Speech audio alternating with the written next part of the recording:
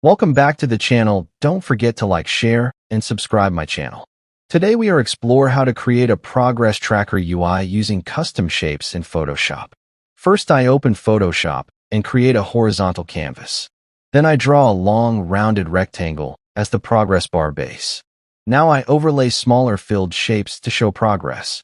After that, I add circular checkpoints along the bar. Next, I place numbers inside each circle.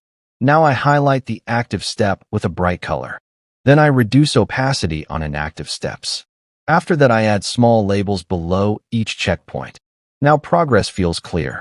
Then I zoom out to test readability. After that, I refine spacing between steps. Now the tracker feels intuitive. Finally, I adjust colors for clarity. This tracker now explains progress visually.